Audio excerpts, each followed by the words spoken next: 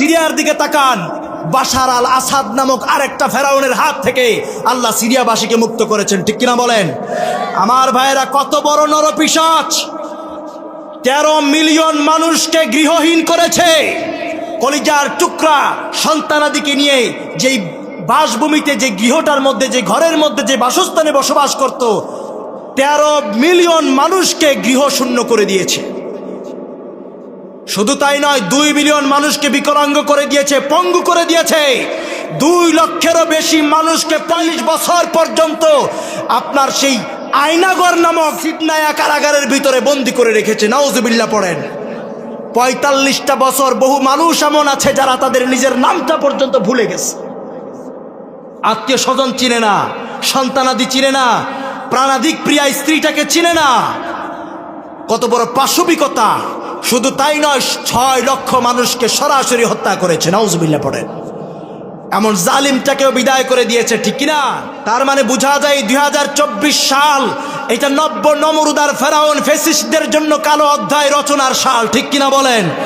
এই 2024 সাল মুসলমানদের বিজয়ের পতাকা উড্ডীন হওয়ার সাল, ঠিক কিনা বলেন? আমার ভাইয়েরা, the struggle between truth and lie is the universal.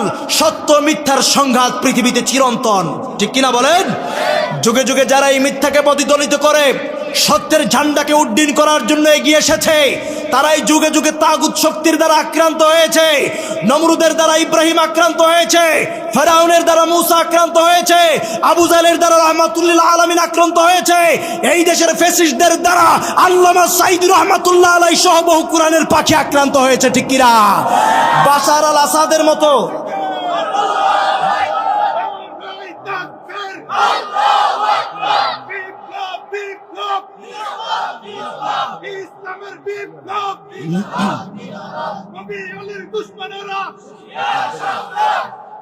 আমার ভাইয়েরা, এই তাকবীর এমনি এমনি আসে না, এই তাকবীর আসতে হয় কলিজা থেকে, ঠিক কিনা বলেন?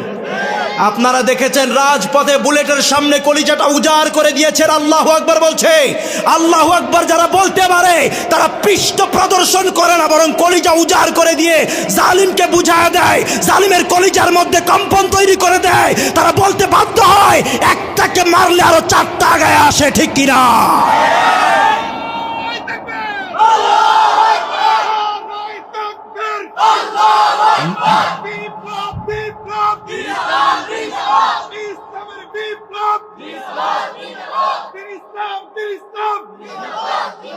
এই আল্লাহু আকবার আওয়াজ হলো মুসলমানের কলিজার উৎস, ঠিক কিনা বলেন? মুসলমানের power house, source of power. যেই কলিজার মধ্যে আল্লাহু আকবার থাকবে, আর কোনো কিছু দিয়ে, কামান, বিমান, পারমাণবিক অস্ত্র দিয়ে, হামলা দিয়ে, মামলা দিয়ে, জেল জুলুম করে 144 দিয়ে আল্লাহু আকবার আওয়াজ থেকে ইমানদারদেরকে পিছনে হটানো যায় না, ঠিক কিনা বলেন? আমার ভাইয়েরা, আল্লাহর কোরআনের সৈনিকেরা, রাসূলুল্লাহর ইমানদার উম্মতেরা সকল প্রকার বাধার পাহাড়কে উপেক্ষা করে যুগে যুগে খালিদের মতো, উমরের মতো, গাজী সালাউদ্দিন আইয়ুবীর মতো, মুসা বিন নুসাইরের মতো, খালিদ বিন ওয়ালিদের মতো, ইয়াহইয়া সিনওয়ারের মতো যুগে যুগে এগিয়ে যাবে, রক্ত দিবে, জীবন দিবে।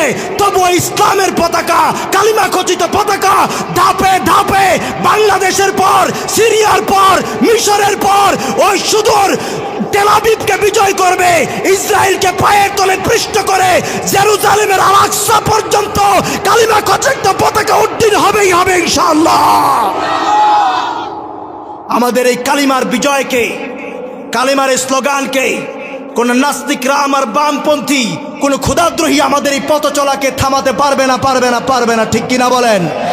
কারণ যেই জাতি মরতে শিখে গেছে, যেই জাতি জীবন দিতে শিখে গেছে, তাদেরকে মৃত্যুর ভয় দেখায় পিছু হটানো যায় না, ঠিক কিনা বলেন?